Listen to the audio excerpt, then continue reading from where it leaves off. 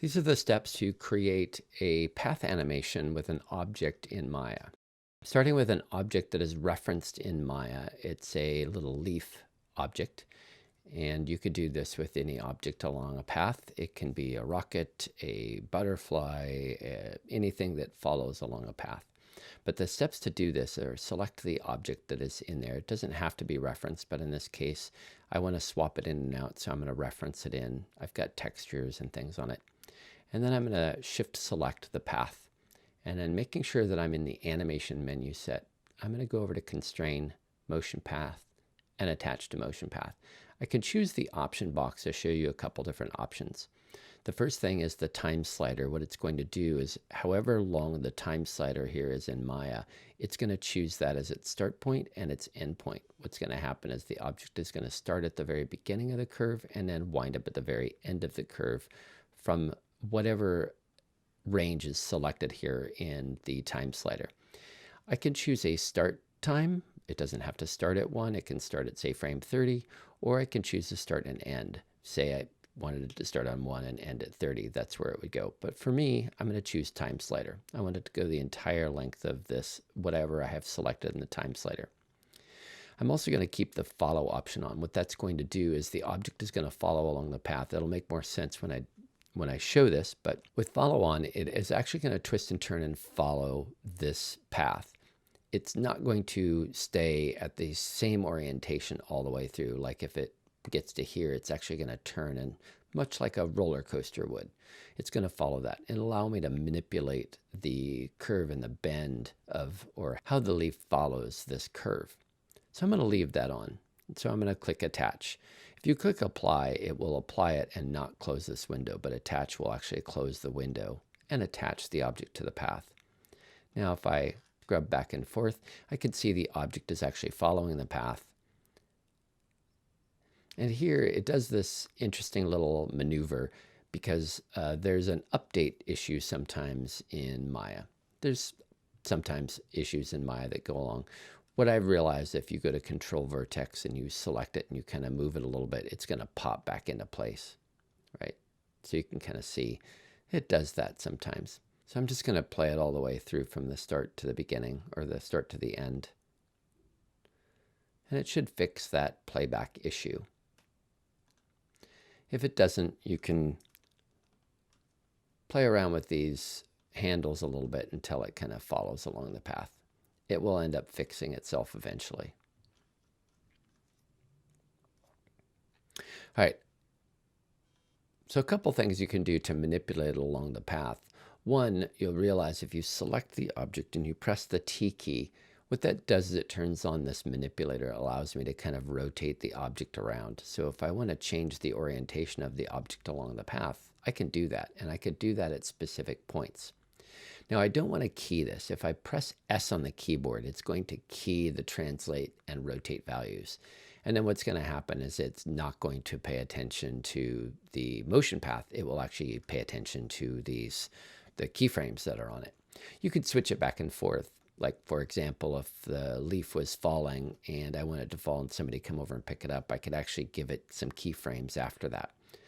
And what you do is you manipulate a value that will appear when it's keyed. However, for this purposes of this, I don't want to key those, right? So I'm going to select the object, press T on the keyboard. And if you go down to motion path, you're going to see this U value. The U value is the start and end of the path. And it goes from 0 to 1, 0 being the start of the path, 1 being the end of the path. What that means is, and by the way, I'm selecting this and I'm selecting the position markers. But if you think about the object along the path, again, it's keyed at this U value of 0, and at the end, the U value is 1. If you think about this, this is from 0 to 100% along the path.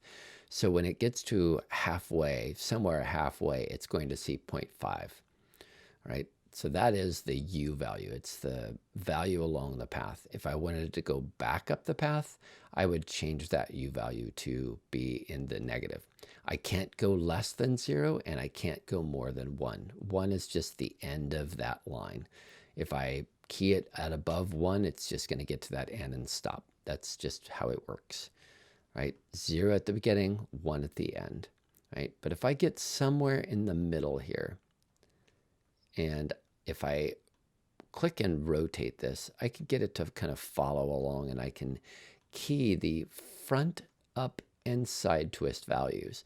And what that's going to do is it's going to still maintain a follow, but it's going to manipulate these values or the rotational value along the path. So I can right click and then go to key selected. All right, and at that point in time, it's going to give me an orientation marker right at that point. I can go to another point, say here I don't want it to follow so much and I want it to kind of manipulate, right? I could select it again. If this doesn't show up, make sure that you have that, that show manipulator tool, which is the T key. But I can now rotate that a bit more. Do not just use the regular rotation tool, but I can rotate it a little bit like this, go back to that motion path and key those values. Again, right click and key selected, right? If I want to change how fast or how slow it's getting along there, I can do a couple things. One, I can go open up the graph editor and manipulate it in the graph editor, but I can also set new keys along the U value and get it to speed up and slow down. Eventually, I want to get to the graph editor and make adjustments, right? So I'm going to select this. I actually want to go to the very beginning, and I'm going to set that initial, hit F on the keyboard, get kind of close. I want to set that initial motion like about there. Again, motion path, go here, right click, key selected, right? Scroll out a little bit. I'm going to kind of let it flow along the path. And I don't like when it does that. I don't want it to get to that point and do that. So I'm going to select the manipulator again. I'm always just going to the last tool chosen, and I'm going to rotate around. I can hit F on the keyboard again to kind of get it close up. And I want to look at and see how that's orienting along the path. And again, right click, key selected. Right. I'm going to look at what it's doing here. Kind of does this, but I think that this is a little, if I feel like this adjustment isn't quite right, I can adjust that, or I can take that key out if I wanted to, right? The other thing you can do is this little yellow marker, I can click and drag to position it along here to get it to a point where I want to change it. So say I wanted to go a little slower here, I can go here and key that U value. So it's changing where that U value is hitting. And you'll see all these little position markers. That's a position marker. This is an orientation marker. I can click and I can drag those along. I can actually see the orientation right here. Again, I can go back to that point. And change the orientation again. Again, pressing either the T key or going back to this last used tool, and I can manipulate it a little bit and go ahead and key those values, right? Whoop.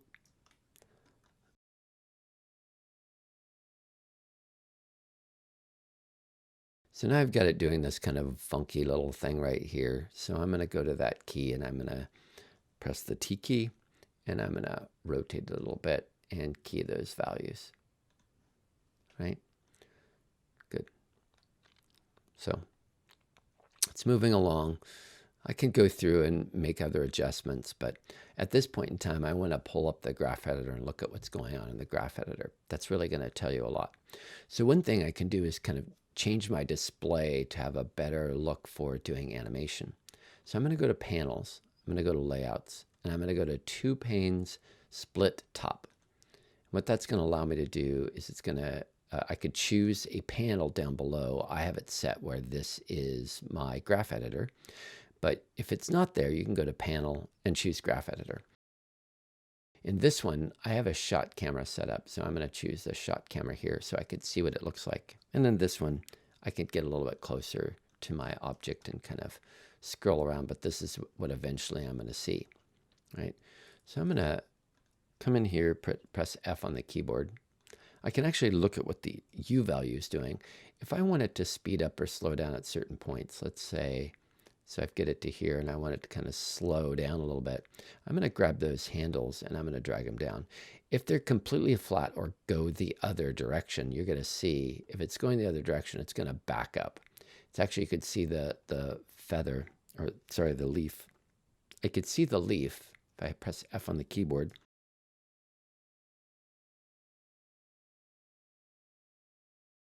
I could see where the leaf is at in my scene.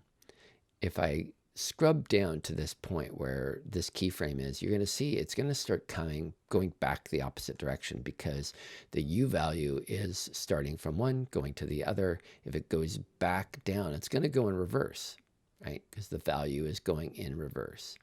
So at this point, I wouldn't want that. I don't want that to do that. If I go really flat, it's going to look like it just stops and then continues on. In this case, it was going backwards a little bit.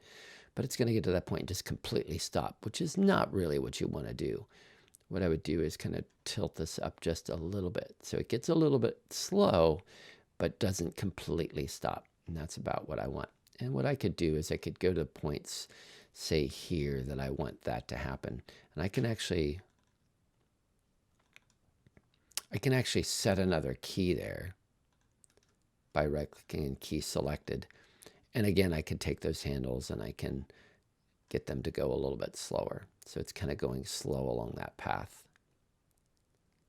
right? But it's not stopping.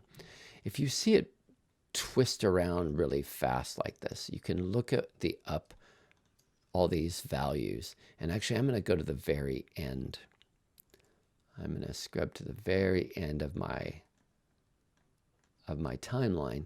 I'm going to press F on the keyboard, and I'm going to set these values. I'm going to just key them so I have keys all the way through. So I can look at these and I can manipulate this one.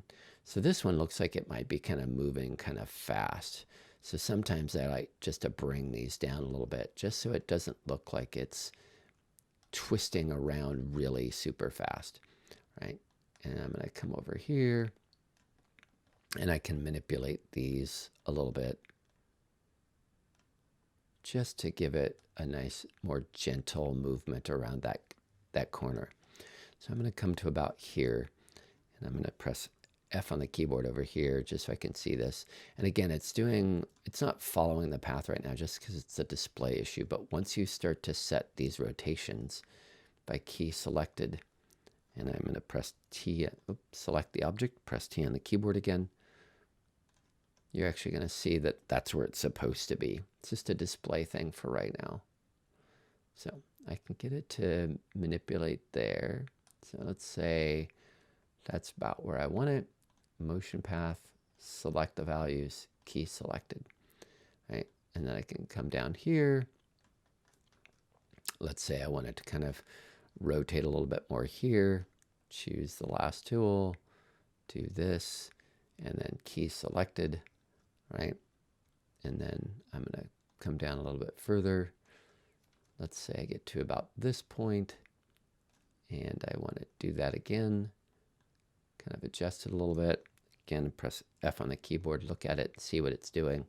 Maybe at this point in time, I probably don't want it to do that kind of a bend right there. So I can actually adjust my curve a little bit, but I'm going to get to this point, and I'm going to key selected. So I don't really like that bend. So I'm going to actually go to my Bezier tool, and I'm going to, let me select this, right click, control vertex first, and I'm going to select this, press W on the keyboard, and just kind of adjust that curve just so it's not as aggressive of a turn. And I can select that and get a little closer, right? That should be my point. I'm going to move this a little bit. That should be my point. And it looks like they're broken. So I'm actually going to hold down Control, and I'm going to go to the Bezier tool, select it, and I'm going to hold down Control, and I'm going to pull them out again. Do that a little bit.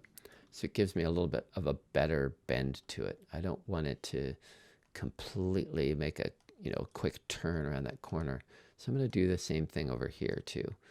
Select that, actually undo, choose the select tool, right click, control vertex, and I'm going to back up a little bit. Press W on the keyboard for move. Give it a little bit more of a bend. I don't want it to be twisting really fast like that, right? There we go. Now I'm going to go back, right click, object mode. Now I can go back, go to my object. Right, there we go. And now it's kind of flying along that path a little bit. I can get it to adjust a little bit more. I can make it, I can go to the motion path, press the T key, rotate it a little bit more, and then key those values, right? But I'm going to go to the U value. Let's say about right here. I want it to start really slowing down. So I'm going to give it another key on the U value, and I'm going to bring this up, right? So it's going to get to this point a little faster, and I can adjust these so like certain areas are faster or slower, but I want it to really slow down when it gets here. So that's flat, but I'm going to bring this up a little bit more. So it's really going to slow down once it kind of gets there and just sort of settle, right? And I can take little points like right here. Let's say right in here somewhere, I want it to speed up. So I could key that, and I'm going to drag this up and make it speed up just a little bit right there. Right? So that's how you can kind of adjust the speed. Again, I can manipulate this. It would go faster in here and slower in here. So I really want to kind of change this, the speed of this leaf over time.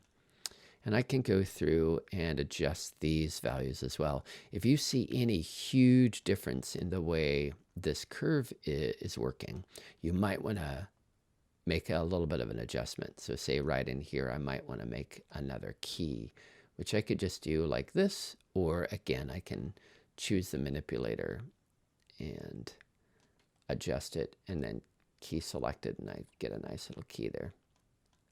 Well, that's pretty much it. You can kind of keep manipulating it until you get the right speed and shape.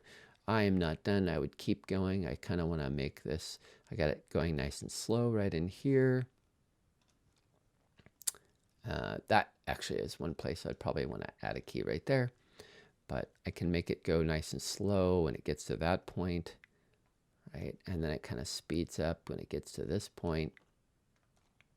Right, I might want to have it speed up right in there, and then when it gets right to here, slow down. But I would just keep working with that until I can kind of get a nice look to this falling leaf. I'm going to preview it and just see what I've got in my preview window. Right, and again, it's not exactly following this path, but I can force it to do that.